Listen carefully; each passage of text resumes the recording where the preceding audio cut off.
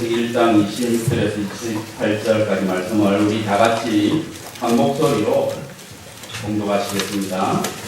시작. 하나님이 이르시되 우리의 형상을 따라 우리의 모양대로 우리가 사람을 만들고 그들로 바다의 물고기와 하늘의 새와 가축과 온 땅과 땅에 있는 모든 것을 다스리게 하라 하시고 하나님이 자기 형상 곧 하나님의 형상대로 사람을 창조하시되 남자와 여자를 창조하시고 하나님이 그들에게 복을 주시며 하나님이 그들에게 이르시되 생육하고 번성하여 땅에 충만하라 땅을 정복하라 바다의 물고기와 하늘의 새와 땅에 움직이는 모든 생물을 다스리라 하시니라. 아멘. 지난 5분 예배 설교 때 오늘과 동일한 본문으로 사랑, 우리 함께 존재라는 제목으로 말씀을 드렸습니다. 하나님께서는 우리의 형상과 우리의 모양을 따라서 남자와 여자를 창조하셨죠. 복수형의 하나님께서 복수의 사람을 만드셨다고 말씀드렸습니다. 그래서 하나님이나 우리 인간 모두 어떤 존재라고 말씀드렸습니까? 관계의 존재라고 말씀드렸습니다. 근원적으로 공동체적으로 살아가는 존재라는 것이죠. 삼위일체 하나님이 그러하시고요. 또 창조 때부터 우리 인간의 존재 양식이 그러합니다. 결론은 무엇이었습니까? 지금 곁에 있는 다른 사람 덕분에 나 자신이 온전한 존재로 살아갈 수 있다는 것이었습니다. 그래서 우리는 나 홀로 존재할 수 없는 존재임을 창세기 1장의 말씀을 통해서 깨달았습니다. 그래서 설교를 마치면서 우리 서로 인사했던 거 기억나십니까? 어떻게 인사했었습니까? 덕분에 사람답게 삽니다 라고 인사했었습니다. 우리 한 번 더 옆에 분들과 이렇게 인사하시죠. 덕분에 사람답게 삽니다.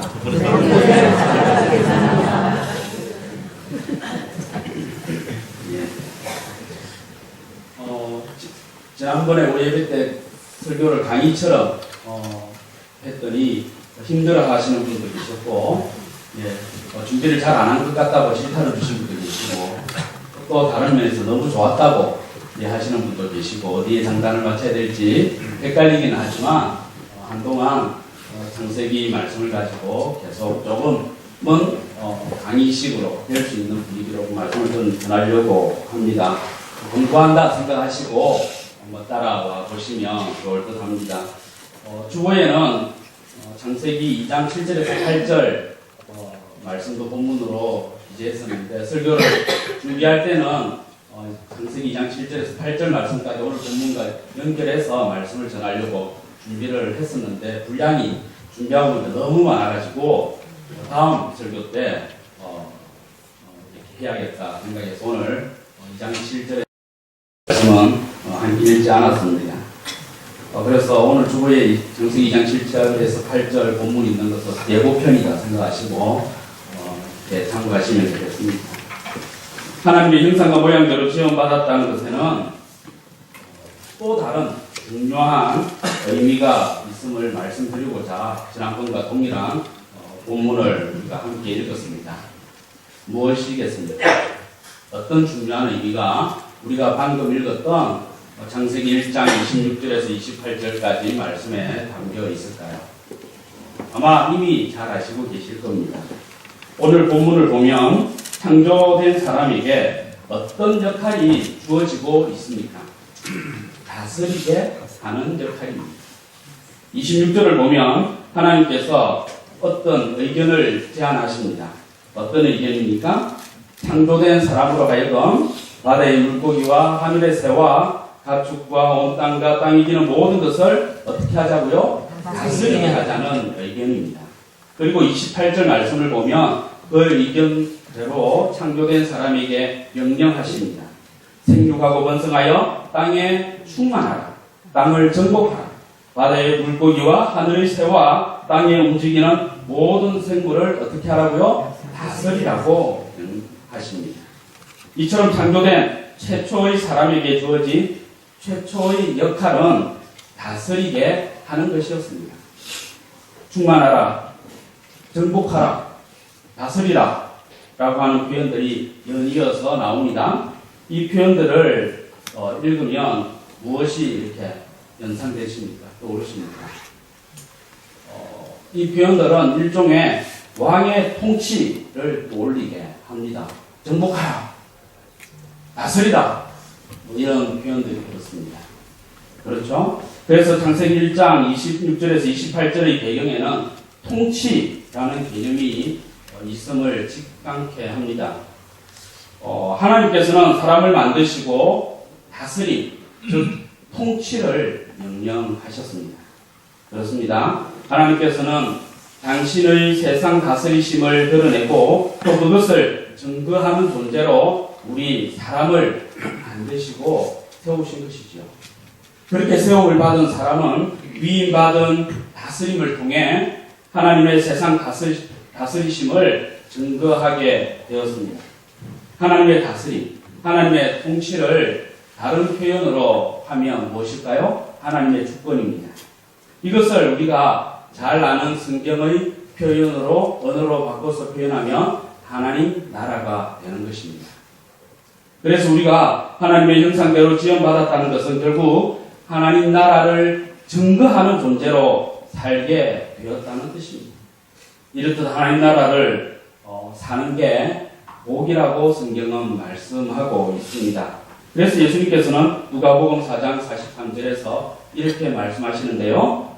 내가 다른 동네들에서도 하나님의 나라 복음을 전하여야 하리니 나는 이 일을 위해 보내심을 받았노라고 말씀하십니다.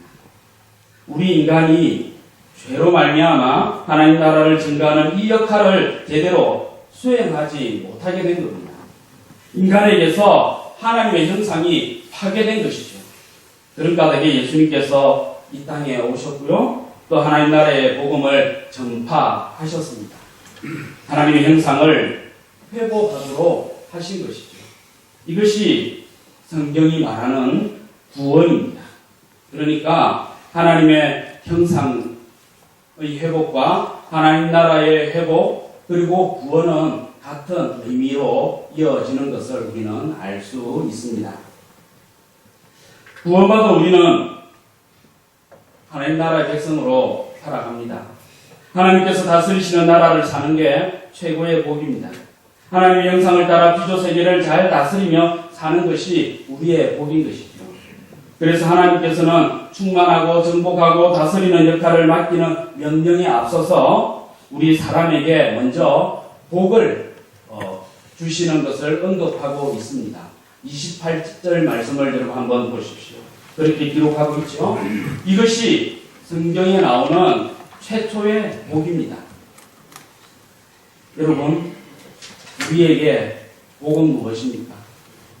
성경이 말하는 복은 무엇입니까? 하나님의 형상대로 사는 것입니다. 위임받은 다스림의 역할을 일상에서 잘 수행하는 것이죠. 일상에서 하나님 나라의 증인으로 신실하게 사는 것이 복입니다. 하나님 나라의 가치를 실현하는 삶을 살아가는 것이 복이고요. 공의와 정의와 평화를 이루고 사랑과 나눔과 섬김을 실천함으로써 일상 가운데 하나님의 다스림을 드러내는 삶을 사는 것이 복인 것입니다. 여러분, 일상에서 이런 삶을 살아가고 있으신지요?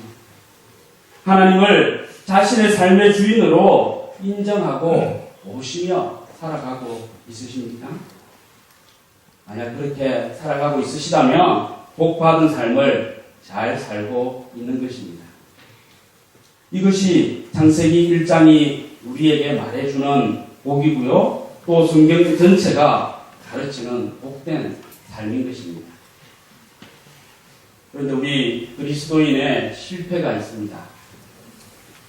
하나님 나라의 소중한 가치들을 자기 욕망이나 사회가 말하는 성공의 가치와 같은 것들로 대체함으로써 허황된 복에 휘둘리는 것인데요. 결코 그런 것에 그렇게 휘둘려서는 안 될 것입니다. 그렇게 휘둘리지 않으려면 우리는 어떻게 해야 할까요?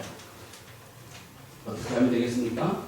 말씀을 제대로 읽고 제대로 깨달아야 합니다. 이것이 종교개혁자들의 정신이었습니다. 창세기 1장부터 요한계시록까지 곱씹으며 날마다 틈나는 대로 읽어야 합니다. 아니, 바쁘다는 핑계로 틈이 없다고 말하지 않습니까? 그렇게 해서는 안 됩니다. 틈을 만들어서라도 하나님의 말씀을 읽고 또 읽어야 합니다. 그것이 그리스도인의 삶입니다. 창세기 1장은 땅 위에 존재하는 모든 사람은 하나님의 형상을 따라 지음받았다고 선언합니다. 이 선언은 우리 모든 사람이 하나님의 다스림에 참여하고 대행하는 왕과 같은 존재로 지음받았다는 의미를 갖습니다. 왕의 출생과 관련한 설화들을 우리 몇 가지씩 알고 있지 않습니까? 신라의 시조왕인 박혁거세는 아래서 태어난 설화를 우리는 알고 있습니다. 고구려의 시조왕이 동명왕의 건국신화를 아십니까? 주몽신화라고도 하죠. 여기에 주몽은 어떻게 태어납니까? 역시 아래서 태어납니다. 혹시 여기 아래서 태어나신 분 계십니까? 친하게 지내고 싶어서. 아래서 태어나신 분은 계시지 않지만 아마 다리 밑에서 구원받으신 분들은 꽤 있으실 줄 압니다. 고조선의 건국신화는 우리가 너무 잘 압니다. 신적인 존재인 황과 몸이 변한 여자 사이에 태어나 당군 왕금이 조선을 세운 것이죠. 고조선이라고 우리는 부릅니다. 이런 설화의 공통점들은 무엇일까요? 왕이야말로 신의 형상을 닮은 신적 존재라는 것입니다. 구약의 배경이 되는 고대 중동의 여러 신화들도 마찬가지입니다. 비범하게 태어나고 비범하게 자란 왕은 자신을 두고서 신이 선택한 사람이라고 주장합니다. 그 이유가 무엇일까요? 신을 닮은 자, 신이 보낸 자, 신의 아들로서 왕의 통치를 정당화하는 것이죠. 그래서 백성들로 하여금 자신에게 절대 복종할 것을 요구하는 근거로 삼았던 겁니다. 여러분 어떻습니까? 사람에 대한 성경의 논리와 세상의 논리가 다름이 느껴지십니까? 세상은 왕이나 통치자를 신이 택한 특별한 존재라고 주장합니다. 하지만 성경은 모든 사람이 하나님의 형상으로 지음받은 왕과 같은 존재라고 선언합니다. 완전히 다르죠. 베드로전서 2장 9절 말씀을 우리는 잘 압니다. 출애굽기 19장 6절 말씀을 인용한 것인데요. 그리스도인을 두고서 이렇게 선언합니다. 택하신 족속이요 왕같은 제사장들이요 거룩한 나라요 그의 소유가 된 백성이라고 선언합니다. 왕같은 제사장 이것을 원어로 보면 왕이면서 제사장이라는 뜻입니다. 우리는 지금 창조 때의 말씀을 살펴보고 있는데요. 사람은 하나님의 형상을 따라 지음받은 존재로서 하나님의 다스림을 받아 피조 세계를 다스리는 역할, 즉 왕으로서의 역할을 대행하는 존재를 알게 되었습니다. 성경은 창세기에서 시작해서 출애굽기를 지나 그 마지막인 요한계시록에까지 일관성 있게 이 개념을 계속해서 말씀하고 있습니다. 요한계시록 5장 9절에서 10절 말씀을 우리 한번 같이 읽기를 원합니다. 화면에 한번 띄워주시겠습니까? 요한계시록 5장 9절에서 10절입니다. 함께 읽겠습니다. 시작. 그들이 새 노래를 불러 이르되 음악을 가지시고 그 유목을 내리어 사랑하시다.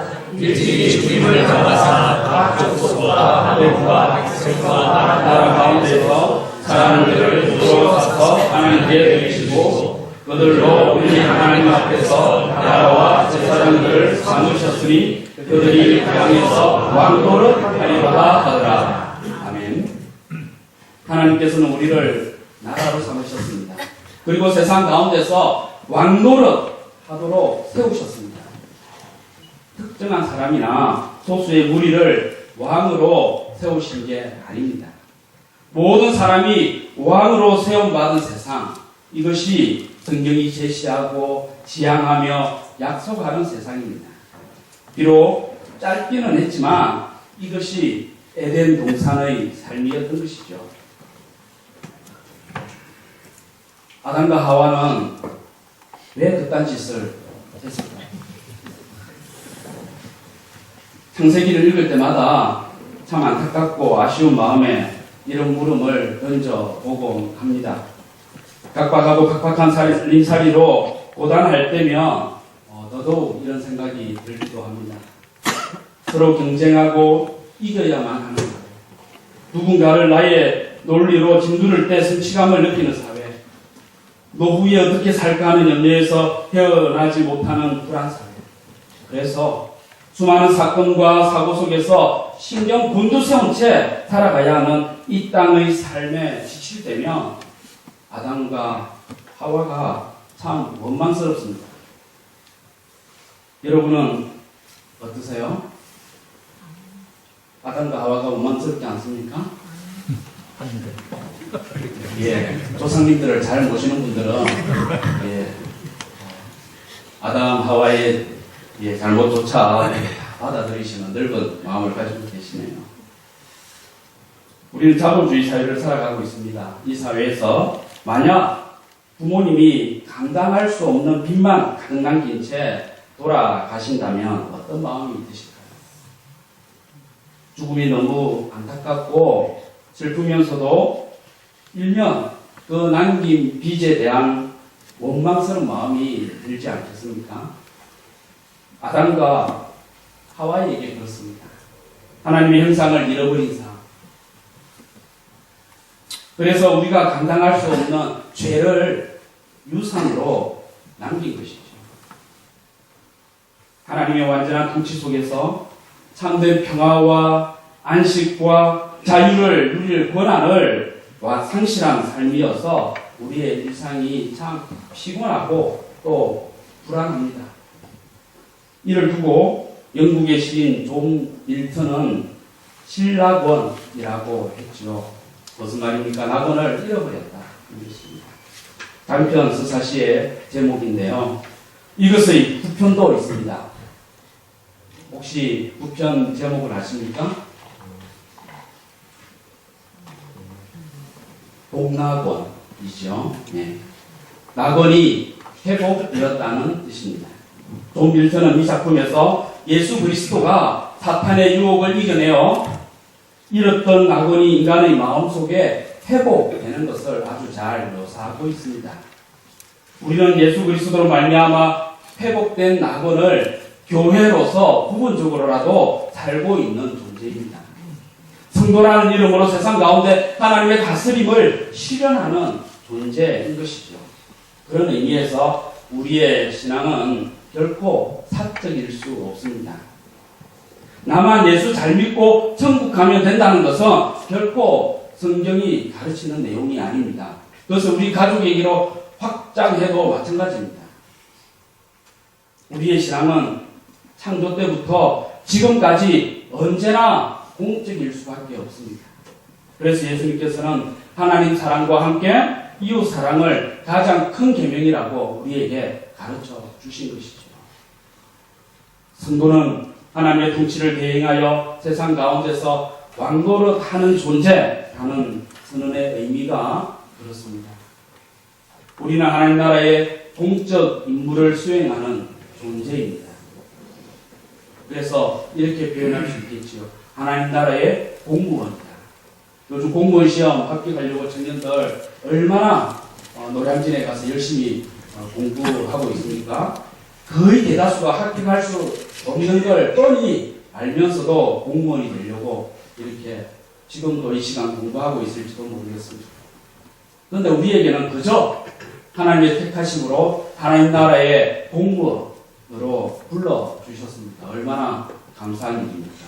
그런데 나는 공무원이 싫어. 하나님 나라의 공무원이 싫어. 그냥 나만 복 받고 잘 살면 돼. 이렇게 사는 우리의 모습은 아닌지 돌아보게 됩니다. 하나님 나라의 공적 임무를 수행하는 존재라는 것은 이렇습니다. 매사에 정의와 평화의 관점에서 정치와 경제를 살피고요. 또 사랑과 나눔과 섬김의 모습으로 다른 문화와 다른 세대를 대하는 것입니다.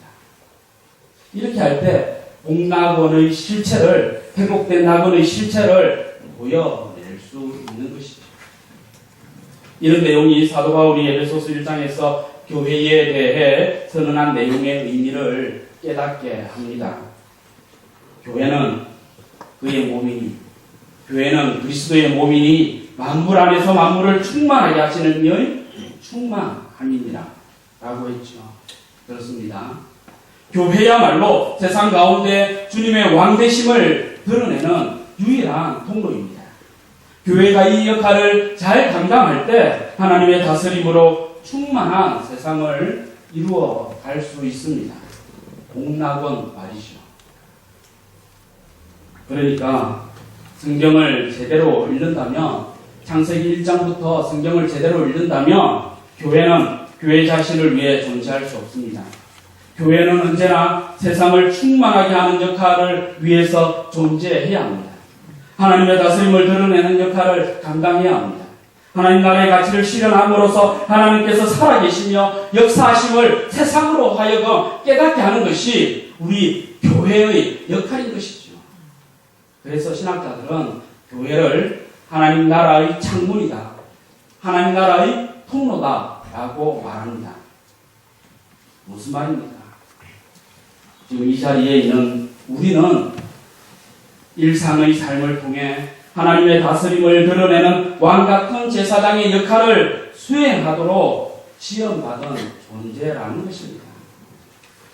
저 같은 사역자들에게만 그 역할이 맡겨진 것이 아니라 하나님을 왕으로 고백하고 하나님을 나의 주로 고백하는 모든 성도들에게 그 역할이 맡겨졌습니다. 이 역할을 결코 외면하지 않는 우리 모두가 되기를 간절히 바랍니다. 그래서 우리는 예수님께서 가르쳐 주신 기도를 따라서 기도하는 것입니다. 주기도의 내용은 크게 세 가지로 구성되어 있다고 옛날 예적에 말씀드렸습니다. 부름과 청원과 성령입니다. 하늘에 계신 우리 아버지여, 이렇게 주기도는 기도의 대상이신 하나님을 부르는 것으로 시작됩니다. 그리고 그 기도의 마지막은 하나님의 주권, 하나님의 통치와 그 영광을 찬양하는 것으로 마칩니다. 나라와 권세와 영광이 아버지께 영원히 있사옵나이다. 그리고 이 부름과 성령의 중간에 청원의 내용이 나온다고 말씀드렸지요. 이 청원은 총 몇 개의 청원으로 구성되어 있습니까? 6가지로 구성되어 있습니다. 크게 또 이것을 2가지로 나눌 수 있는데요. 앞에 3가지는 하나님에 관한 청원이고 뒤에 3가지는 우리에 관한 청원이라고 말씀드렸습니다. 하나님에 관한 청원의 핵심 주제는 이렇습니다. 위로부터 하나님의 다스림, 하나님의 통치를 받는 것입니다. 그 기도의 내용이 이렇습니다. 이름이 거룩히 여김을 받으시오며 나라가 임하시오며 뜻이 하늘에서 이루어진 것 같이 땅에서도 이루어지이다. 하나님의 다스림이 이 땅에서 이루어지기를 구하는 내용의 기도입니다. 그리고 위에 관한 청원의 주제는 이렇습니다. 아래로 땅을 다스리는 것입니다. 그 기도의 내용이 이렇습니다. 오늘 우리에게 일용할 양식을 주시옵고 우리가 우리에게 죄 지은 자를 사하여 준 것 같이 우리 죄를 사하여 주시옵고 세 번째, 우리를 시험에 들게 하지 마시옵고 다만 악에서 구하시옵소서. 이 2가지 청원을 하나로 묶고 표현하면 이렇게 됩니다. 하나님의 다스림을 받아 이 땅의 현실, 내 삶을 다스리며 살게 하소서. 이것이 주기도문의 핵심 주제이고요. 창세기 1장의 창조 때부터 예수님께서 가르치신 기도를 관통한 가운데 요한계시록에까지 이어지는 하나님의 말씀 전체에 흐르는 가장 중요한 메시지입니다. 하나님의 다스림을 받아 이 땅의 삶의 현실을 다스리게 해 주십시오. 그러니까 주기도문에는 잃어버린 하나님의 형상을 회복시켜 주시려는 하나님의 깊은 뜻이 숨어 있는 것입니다. 이것이 예수님께서 이 땅에 오신 이유인 것이죠. 연결이 되십니까? 사는 게 어떠십니까? 고달프고 힘드신가요? 먹고 사는 것만으로도 버거운 하루하루인데 하나님의 형상을 회복하는 삶, 하나님 나라의 가치를 실현하는 삶, 운운하는 게 마치 먼 나라의 이야기처럼 외계어처럼 들리시는지요. 그럴 수 있습니다. 바쁘고 힘들고 고달플 때마다 그 상황이 주는 감정이 우리를 지배할 수 있습니다. 그럴 수 있죠. 그러나 하나님께서 사랑과 은혜로 나를 다스려 주시기를 기도하면서 다스림을 받게 되면 어떻게 될까요? 어려운 상황과 염려가 밀려올 때도 하나님을 의지하며 감사할 수 있게 되지 않겠습니까? 이것이 성도의 삶입니다. 풍랑이는 바다와 같은 어려운 상황이 닥쳐오더라도 우리 믿음을 포기하지 맙시다. 죄악된 유혹이 강풍 속의 불길처럼 밀려오더라도 우리 하나님의 다스림 아래에 있기를 결코 주저하지 맙시다. 우리는 하나님의 형상을 따라 창조된 이 땅의 청지기들입니다. 우리는 하나님의 형상이 회복되기를 원하시는 그분께서 직접 선택하시고 세우신 왕같은 제사장들입니다. 이 자리에서 지금 예배드리고 있는 우리는 그런 사람들입니다. 우리의 사회적 지위나 권력이나 재산이나 외모가 이 역할의 자격이 될 수 없습니다. 자격은 무엇일까요? 무엇이겠습니까? 주님께서 가르쳐 주신 그 기도의 정신을 따라 신실하게 기도하며 일상 가운데 하나님의 다스림을 받기만 하면 됩니다. 말씀을 맺습니다. 사랑하는 우리 성도 여러분, 우리가 하나님의 다스림 아래 있기만 하면, 하나님의 통치를 받기만 하면 어떤 상황과 형편에서도 하나님 나라의 가치를 실현하며 당당하게 살아갈 수 있음을 굳게 믿는 우리 모두가 되기를 간절히 바랍니다. 아멘. 우리 함께 말씀을 기억하면서 같이 찬양하기를 원합니다. 예수 하나님의 공의 같이 찬양하시겠습니다.